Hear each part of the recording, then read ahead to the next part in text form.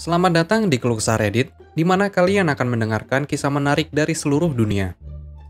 Kali ini adalah beberapa kisah tentang tema malicious compliance yang singkatnya memberi pelajaran kepada seseorang yang ngeyel alias kolot. Berikut ceritanya. Cerita pertama. Bagi setiap pertemuan menjadi dua, seperti yang kamu inginkan. Pertama, konteks dan penjelasan. Aku bekerja sebagai surveyor. Dalam profesi ini, aku sering harus membagi tanah agar pemiliknya dapat menjual sebagian atau membatasi seluruh perimeter atau hanya sebagian saja. Misalnya ketika dua tetangga bertengkar tentang di mana masing-masing tanah mereka berakhir. Biasanya, kami akan melakukan riset sendiri sebelumnya, dan seringkali menemukan beberapa landmark yang sudah ada sebelumnya, dokumen properti, dan hal-hal semacam itu. Kemudian pergilah ke tanah pada hari yang kami tunjuk untuk semua orang yang berkepentingan. Ukur batas-batas dan tanda-tanda yang terlihat, dan jika semuanya cukup jelas, tetapkan batas untuk semua orang dengan persetujuan mereka. Artinya, aku hanya memiliki satu perjalanan di tempat, dan sisanya hanya menggambar rencana di komputer dan membuat dokumen hukum untuk ditandatangani oleh semua orang yang dikutip sebelumnya. Ini bekerja dengan sempurna seperti 95% dari waktu, dan 5% sisanya adalah karena kami melakukan kesalahan dan perlu kembali untuk mengubah batas, dengan persetujuan semua orang lagi. Atau karena salah satu tetangga tidak setuju dengan apa yang kami putuskan untuk menjadi batasnya, dan ingin pergi ke pengadilan untuk menyelesaikannya oleh hakim. Ini adalah antara dua tetangga, dan kami tidak ada hubungannya dengan itu begitu mereka memutuskan untuk pergi sejauh itu. Namun terkadang, batasnya tidak mudah ditemukan, dan kami harus melakukannya dalam dua pertemuan. Pertama untuk mengukur tanah dan mencoba menemukan elemen yang akan membantu kami. Lalu yang kedua untuk menunjukkan kepada semua orang di mana batasnya, berdasarkan pada tindakan kami.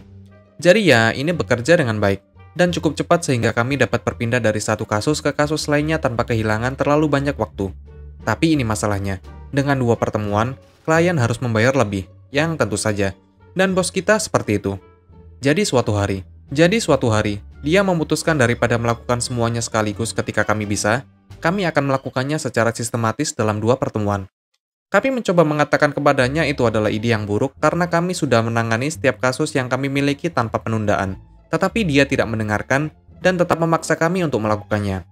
Jadi kami mulai melakukan apa yang dia katakan. Setiap kasus, bahkan yang paling mudah, ditangani dalam 2 kali. Folder mulai menumpuk di meja kami, karena kami harus pergi ke setiap lokasi untuk kedua kalinya. Tetapi kami juga harus menghadiri janji yang baru, yang sendiri harus diurus untuk kedua kalinya. Sementara yang lain datang, dan lain-lain, dan lain-lain. Sekarang, klien menelpon semakin marah, karena mereka menunggu pekerjaan kami selesai sehingga mereka bisa menjual tanah mereka. Bos mendatangi kami dengan marah karena dia pikir kami bermalas-malasan. Tapi kami baru saja menunjukkan kepadanya folder yang harus kami kerjakan 2 kali.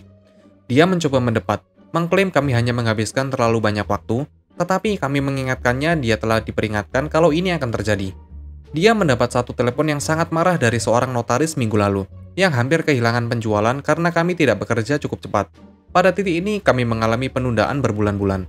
Dia kemudian datang kepada kami meminta untuk kembali ke cara lama kami menangani kasus kami sebelumnya.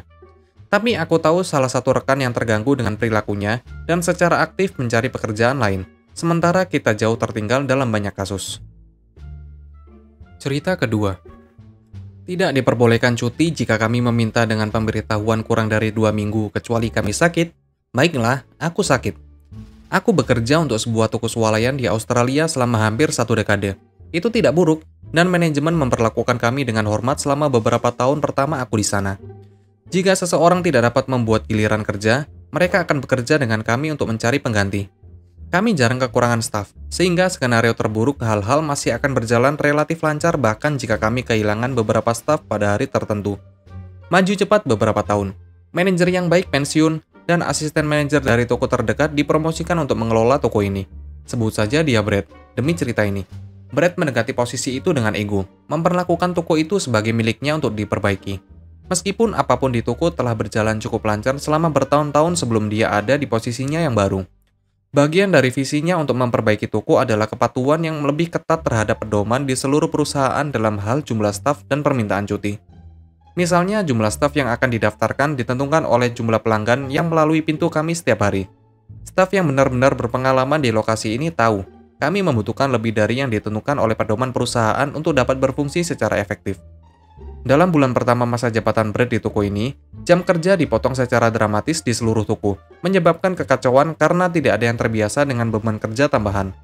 Ketika dihadapkan dengan hal ini oleh anggota manajemen lainnya, dia langsung memecat mereka, mengutip pedoman perusahaan. Selama periode waktu yang sama, staf mulai memperhatikan setiap permintaan cuti langsung ditolak oleh Brad. Sekarang, pedoman perusahaan adalah memberikan pemberitahuan setidaknya 2 minggu jika kami tahu kami perlu hari libur.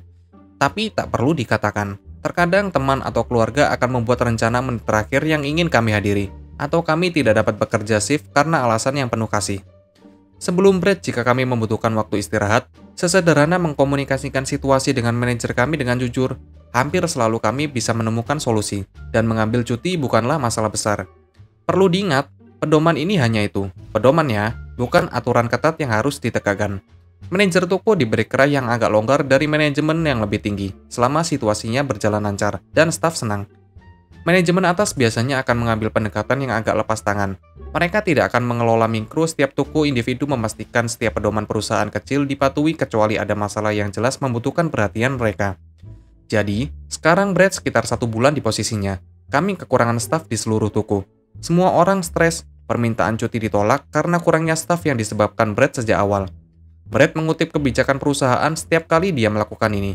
Dia bahkan tidak akan mengizinkan kita untuk mengatur orang lain untuk menutupi shift mereka, karena terlalu banyak dokumen. Ini hari Sabtu, dan aku bekerja pada shift regulerku pada malam yang sama.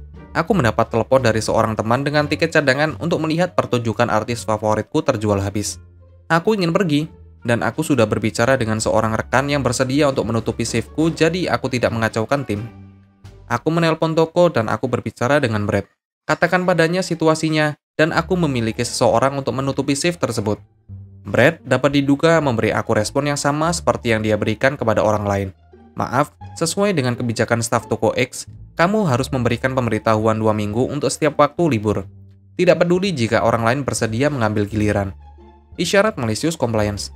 Untuk seorang manajer yang sangat mengikuti aturan, aku terkejut mengetahui dia tidak pernah memperhitungkan kebijakan cuti sakit toko X. Staf berhak atas cuti sakit yang dibayar selama sehari tanpa persyaratan catatan dokter.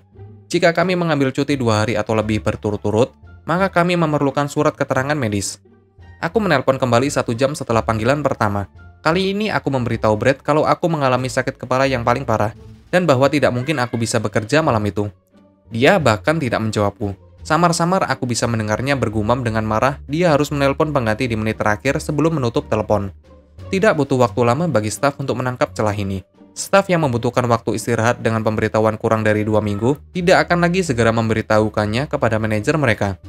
Alih-alih untuk menelpon sakit setiap hari, jelas ini memastikan kekacauan yang lebih lanjut dalam hal kekurangan staf. Masalah yang tidak pernah aku alami selama dekade aku bekerja di toko. Brad berhenti setelah sekitar 1,5 bulan menjadi manajer. Yang menggantikannya adalah asisten manajer lama yang telah berada di lokasi ini selama beberapa tahun saat ini.